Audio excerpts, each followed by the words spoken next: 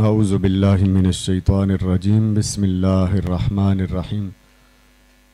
قربانی کے دنوں میں پیش آنے والے اہم مسائل کے حوالے سے ہماری گفتگو جاری و ساری ہے۔ آج کی گفتگو میں ہم اس حوالے سے اظہار خیال کریں گے کہ بعض لوگ عید کے دنوں کے اندر آ کر جس وقت قربانی کی جاتی ہے تو بڑا شور مچاتے ہیں کہ جی جتنے جانور ذبح کیے جاتے ہیں تو اتنے سے کئی غریبوں کی شادی ہو سکتی ہے، کئی یتیموں کو پالا جا سکتا ہے۔ تو ان دنوں کے اندر آ کر انہیں غریب، مسکین، یتیم اور اس طرح کے جو معاشرے کے اندر معاشرتی اعتبار سے اور معاشی اعتبار سے پیچھے رہ جانے والا طبقہ ہے وہ بہت یاد آتا ہے۔ بہت اچھی بات ہے، ان کا درد ہر ذی روح کے اندر ہونا چاہیے،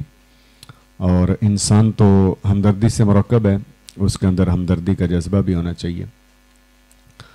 لیکن یہ بڑی عجیب بات ہے کہ ایک بندہ اپنی ضرورت سے کہیں بڑھ کر عیاشی کی حد تک اپنا گھر بھی بناتا ہے، اپنی گاڑی بھی لیتا ہے، اپنے پاس وہ 3 لاکھ کا 5 لاکھ کا موبائل بھی رکھتا ہے، 50 60 70 لاکھ کی گاڑی اس کے نیچے ہے، کروڑوں روپیہ اس نے اپنے مکان کے اوپر خرچ کیا ہوا ہے، اپنے بچوں کی منگنی اور ان کی مہندی اور ان کی شادی کے اوپر وہ کروڑوں روپیہ خرچ کر دیتا ہے۔ لیکن ان کا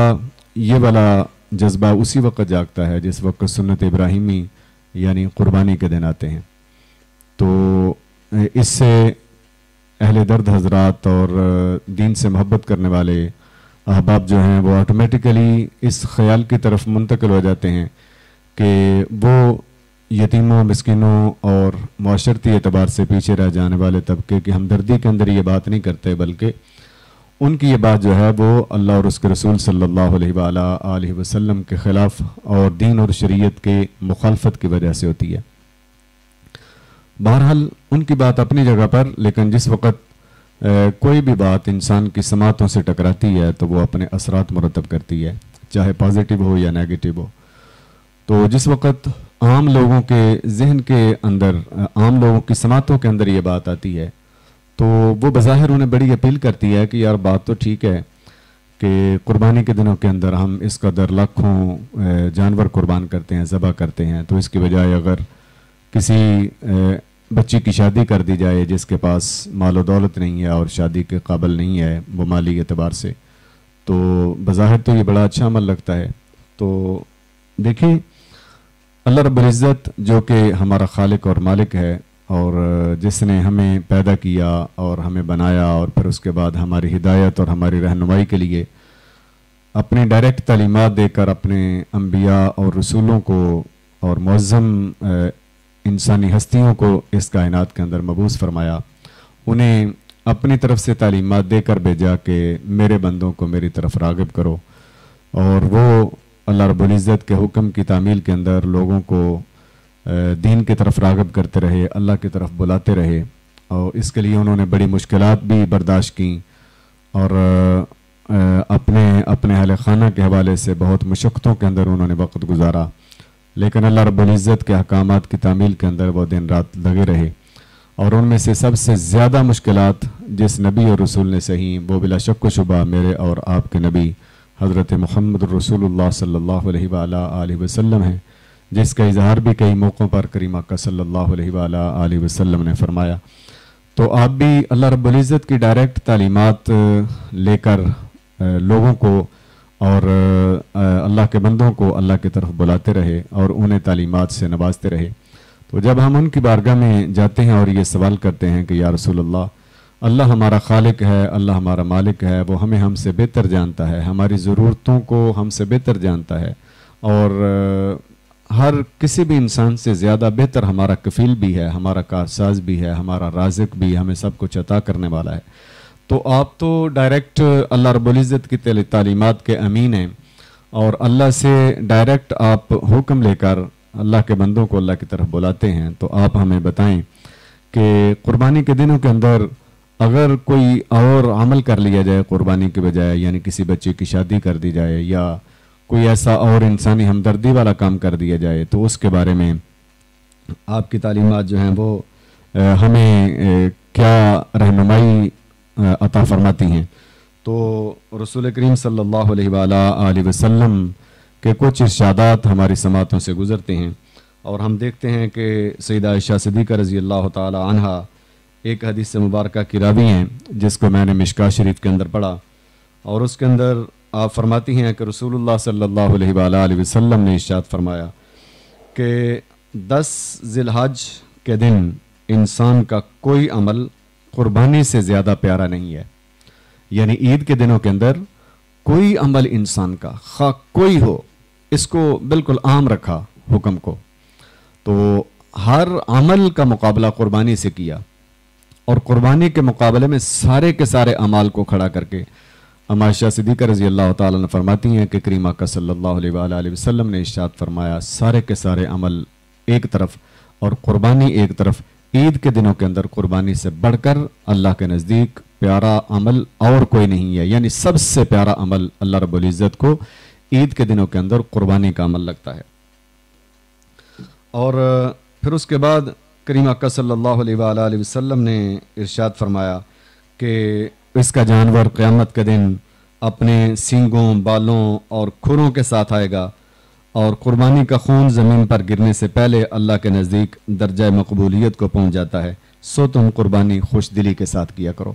اور دیکھیں انسان کی نفسیات کے کتنا قریب رہ کر حکم دیا، اللہ رب العزت کو معلوم تھا اور اللہ کے رسول صلی اللہ علیہ وسلم کو یہ معلوم تھا، اس حدیث مبارکہ کو پڑھ کر ہمیں محسوس ہوتا ہے کہ ان کے علم کے اندر تھا کہ لوگ آئیں گے اور وہ اس بات پر اعتراضات کریں گے،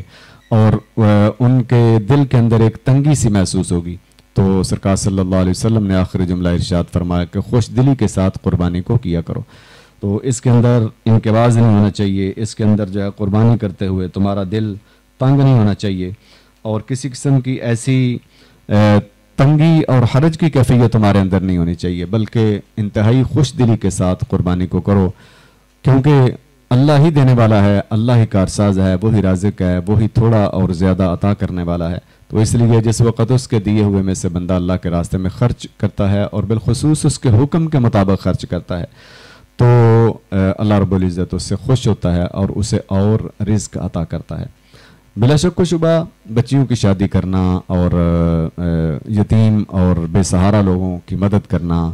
اور اسی طرح فلاحی کام کرنا، یہ اپنی جگہ پر بہت احسن اعمال ہیں اور دین ان کو بڑی پسندیدگی کی نگاہ سے دیکھتا ہے، لیکن ہر چیز کا ایک وقت ہوتا ہے۔ عید کے 3 دن جو ہیں یہ قربانی کا وقت ہے، اور ان دنوں کے اندر قربانی ہی سب سے پسندیدہ عمل ہے اللہ کے نزدیک بھی اور اللہ کے رسول صلی اللہ علیہ وسلم کے نزدیک بھی۔ ایک اور حدیث مبارکہ ہے جو کہ المعجم الکبیر کے اندر موجود ہے، جس کے اندر رسول کریم صلی اللہ علیہ وسلم نے ارشاد فرمایا کہ ما انفقت الورق فی شیء افضل من نحیرۃ فی یوم عید، نیک کاموں میں خرچ کی جانے والی رقوم میں